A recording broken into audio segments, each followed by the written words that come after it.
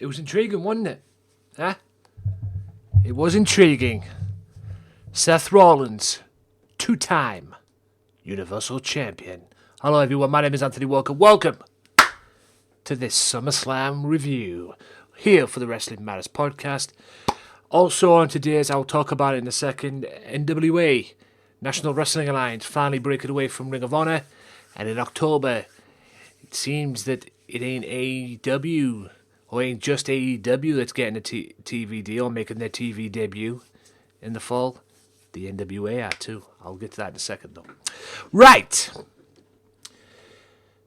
Congratulations to Billy Corgan on that one, by the way. So here we go. We'll kick this off with... Do you know what? I want to talk about The Fiend first. Before we get to the first match, I want to talk about The Fiend. The debut of good old Bray Wyatt, or the re-debut, and the new debut of The Fiend. This was quite an intriguing match. Don't get me wrong, Finn fought back and, and did what he could and everything, but we all knew Bray was going to win. This is just, like I said, Balor's going away for a couple of months to get some time off, and this was just a way for Balor to put Bray on, or put Bray over as he goes up the door. As simple as that. That's all it is. All it was.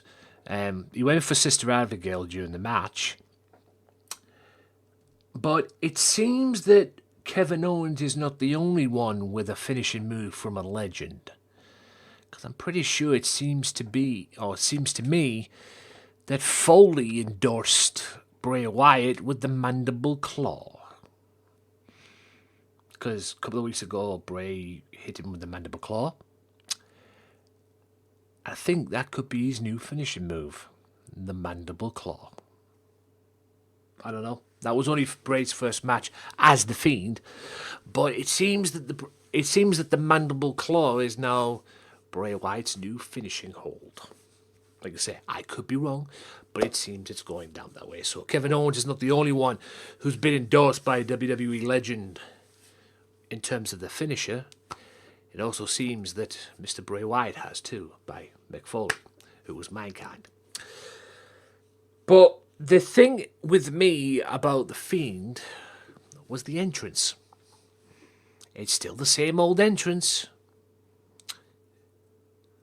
The one he had when he was the Wyatt family. It's just with a twist now, because it's somebody else doing it, and it's a more rock version of the song.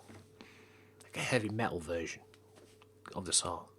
It's still the same song, just a different version. So he still comes out and does that little thing, although it's a different lamp this time around. It's still the same old Bray Wyatt, just a different character. And a more vicious one too. If you don't believe me, ask Vin. Unbelievable. Also, I want to talk about the rumours were true. Last Monday night on Raw, Goldberg returned. And the rumours were true. And Meltzer was right for once. Because I say that, he's not right all the time, from what I've seen. But he was right on this occasion. Goldberg returned to face Dolph Ziggler. And yes, after two quick super kicks from Dolph to catch Bill off guard, Bill spears the Jesus out of him. And I'm not even kidding you, he flattened him. And then hits him with the jackhammer to get the victory. Then after the match, Ziggler starts running his mouth off, basically tries to punk out Goldberg, and the more he punked him out, the more he got speared, to the point where he came back out again, and then Goldberg picked him up,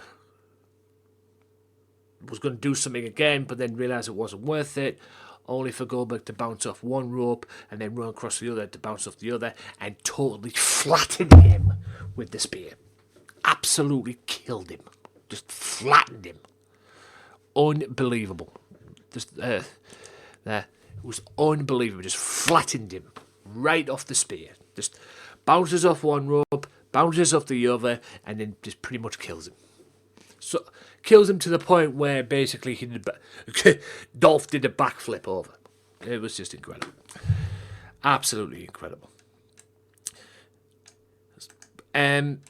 But so yeah, Goldberg ripped the wrong, so to speak, from the Saudi show, because that's what he was brought back for, just to get that Saudi taste out of his mouth. But what's next for Bill? We can only see. A great match to kick off the pay-per-view, which was the submission match. The highlight for me in this submission match between Becky Lynch and Natalya was something I've never seen before. A top rope sharpshooter. I'm not even kidding you. Sharpshooter from the top rope, with Becky in between the top and middle rope, hanging on to the ring post for dear life. I'm not kidding you guys, I've had the sharpshooter put on me. It sucks. Can you imagine? You can only imagine what Becky was going through having it from the top rope. Great counters in the match. It was a vicious fight. And Becky countered Natalya to win with a disarmer. And is still your Raw Women's Champion. Like I say, I didn't have a problem with that. I did not have one iota of problemo with that one. It was what it was. And Becky, like I say, is still your Raw Women's Champion. AJ Styles and Ricochet was, to me, a little bit of a disappointment because I was hoping Ricochet would win this match, but it was a great match, nothing spectacular. The highlight for me was Ricochet using the Anaconda Vice, made famous by somebody by the name of CM Punk. But Styles ended up winning with a Styles Clash after a little bit of interference from the OC. So I don't know where this is going with Ricochet in terms of what Paul Heyman's trying to do with him. But I guess we'll find out come Clash of the Champions. Maybe they're holding out for Ricochet's title change or to regain the title at Clash of Champions. I don't know. But the ending was a little bit disappointing because I was hoping Ricochet would get the belt back and it would be perfect. Unless Heyman's dragging out that little bit more before the big stuff. I mean, they might even be waiting for September 15th, which is Clash of Champions. So we'll see. We'll see what happens. Favourite moment in the match, Ricochet actually used the OC, Gallows and Anderson, as platforms to get to AJ, which is brilliant. Ricochet is superb. And I do predict, I really, really do predict, ladies and gentlemen, he will be United States Champion one more time. A wrestling match for the women's title on SmackDown women's title, which was Bayley and Ember Moon. Nothing big about this match for me. This match never really captivated me or anything. It was just Bayley looking for competition. We all know Bayley was going to win. And she hit Ember with the top rope, Bayley to Bayley, and got the victory. Kevin Owens beats Shane McMahon. It was a fight. Basically a 2-on-1 handicap match with Elias ended up being the special enforcer on the outside. Corey Graves talking so much shit, it makes me sick to even hear his voice sometimes. Shane playing the chicken shit role. The deck was obviously stacked against Kevin Owens. Owens kills Elias with the chair and gets rid of him eventually, and he was going to hit Shane with the chair until the referee got back in the ring, and then he gave the chair to the referee, only for the referee to turn around and he just basically kicked Shane right between the legs, hits him with the stunner, boom, good night. Owens is still in the WWE, and Corey Graves being the corporate bitch that he is. God Almighty, it's hard to watch. It's hard to watch WWE matches nowadays, ladies and gentlemen, with that git on announcing. He just needs to go. The sooner October comes, the better, because hopefully the changes will involve him. We'll see, though. I'm not holding my breath. Trish Stratus versus Charlotte Flair was a great match. It really was, but I dubbed this match the WWE version of Tessa Blanchard Gail Kim from Impact Wrestling at Rebellion. Look it up on YouTube. Tessa Blanchard, because this is basically Trish Stratus coming back for a final match, basically passing the torch to Charlotte. That's all it was. That's all it was. And obviously Charlotte took total control of this match and ended up getting the victory with the figure eight. Although at one point in the match, Charlotte nearly beat Trish nearly beat Charlotte with the figure eight herself. But Trish was different than past. She came back and she looked like an all-new Trish in this match, doing some Hurricane Rana cruiserweight moves that I've never even seen her do back in the day when she was actually active. It was incredible. Absolutely incredible. But this was her final match, and obviously it was the passing of the torch. And I dubbed this the Tessa Blanchard Gail Kim match from Rebellion in Impact Wrestling. Go and find it if you don't know what I'm talking about. There was no hug at the end. Charlotte just walked away and disbanded the legend, so to speak. Kofi Kingston, Randy Orton. A disappointment to me. Orton was very dominant in this match and even caught Kofi with an RKO from the top rope. Kofi did fight back, but Orton went a little bit too far at the end and Kofi beat the hell out of him and took it to him at the end, but the match ended in a double count out, which was complete rubbish, in my opinion.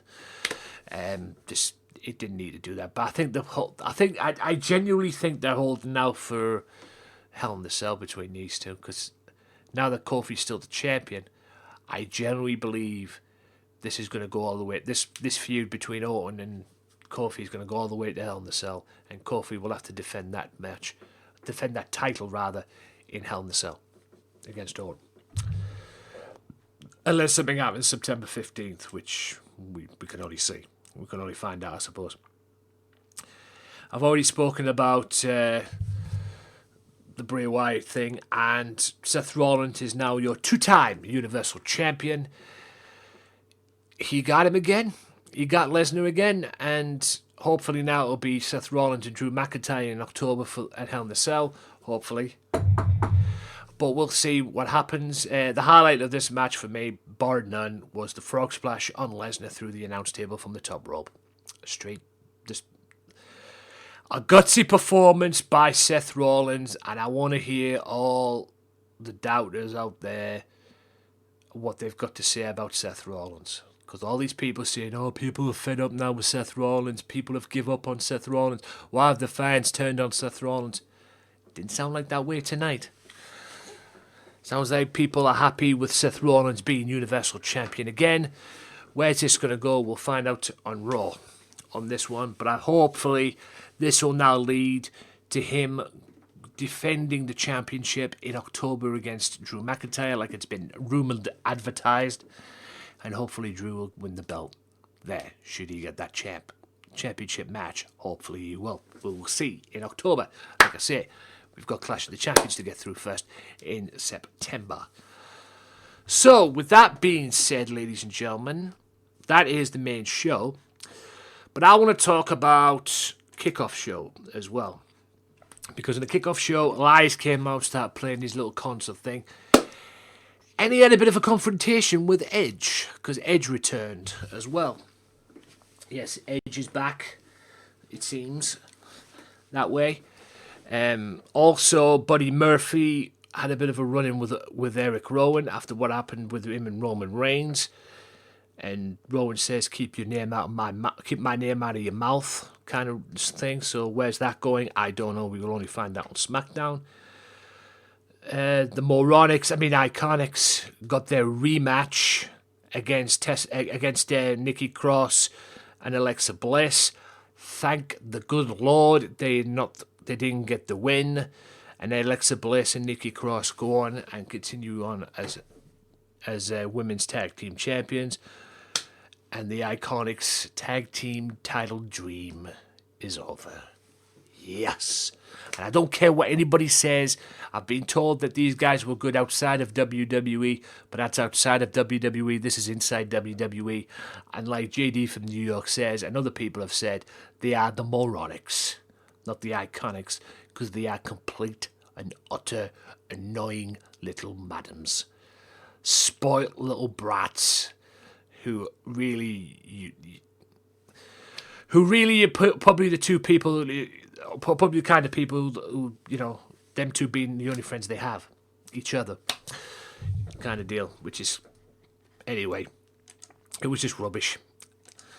So, yeah, that was SummerSlam, ladies and gentlemen. And you know what? I don't have a problem with that show, if I'm being honest with you. I actually thought it was a decent show. What's going to happen next month? We can only find out what happens next month in September. I genuinely hope, though, that the rumoured matches for October at Hell in a Cell come true. I want to see Drew McIntyre as Universal Champion, or even a World Champion in general. He deserves it. Right, I'll talk about NXT before I get to the NWA. I enjoyed NXT. I seen it top to bottom. The 2 out of 3 falls match was fucking nuts. But it was a little disappointing because I don't think there was any title changes. Velveteen Dream is still the North American champion. Street Profits are still the tag team champions. And Adam Cole's still the NXT champion. What I want in that NXT is for all the Undisputed Era to get the belts. You know, Red Dragon, Undisputed Era, but Red Dragon being the tag team champions. Velveteen Dream losing the title to Roderick Strong or whatever. And Adam Cole still being the champion. I want them four to dominate NXT like no other. It doesn't seem that way at the moment. I don't know where Triple H is going with that. Hopefully that will come down the pipeline before long. But it needs to happen. Just give them like an established run as a group, as all the champions, like the Horsemen used to do back in the day. That's what they need to do. If they do that, I think that would be great. It'd be awesome. It will be. Also, Drew McIntyre and Cesaro have been going at Triple H, pestering them to be a part of NXT UK. And apparently, Drew, from what an interview says, he doesn't care about being in a match. He just wants to be on the show to let people know how, you know, about British wrestling. He may even get a match. Apparently, Cesaro wants a match, from what I've been told. So that's going to be interesting to see. I mean, who would you want to see Drew McIntyre face? I mean, he's even called out Walter as well. So we could see Drew McIntyre versus Walter down the road, which will be very interesting. I'll be all in on that one. And the final thing I'm going to talk about today is the NWA, Billy Corgan's National Wrestling Alliance, because it seems that the AEW won't be the only company making their debut in October, because it seems that it's been announced that the NWA is going to be doing that as well. Now, apparently, studio wrestling is coming back, because that's what's going to be for the NWA in the studio back in the days. I believe it was Georgia Championship Wrestling and the old WCW towards the early 90s. The old WCW, when it used to do it in the studio. I think that's coming back. I think that style of wrestling is coming back, or TV wrestling is coming back as well. So that's going to be very interesting to see. Congratulations to Billy Corgan. They broke away from the Ring of Honor, and yeah, October's going to be very interesting for a wrestling fan, ladies and gentlemen. It really is. It's going to be very, very, very interesting. I'm looking forward to it. I really am. I really am looking forward to it. Overall, guys, SummerSlam was a hit. It was a hit for me. So was NXT. I'd probably say NXT's better, but in my opinion, they're all equal parts. A lot of downsides to NXT. Take over Toronto, but hey, it's NXT. They can get away with it because no matter what they do, you know it's going to be a fucking good show, top to bottom, and it was. And like I say, that 2 out of 3 falls match was fucking nuts. It really was. Absolute crazy. So with that being said, guys, thank you for watching. Hope you guys enjoyed SummerSlam. I will be back next week. Actually, I tell a lie. I might actually be back during the week. Maybe with a special extra show. I don't know. If not, I'll be back next week with another episode of this podcast. This was the SummerSlam reaction. Seth Rollins is your 2-time Universal Champion, and normality is resumed in WWE. Thank you, and I'll see you next time. Peace.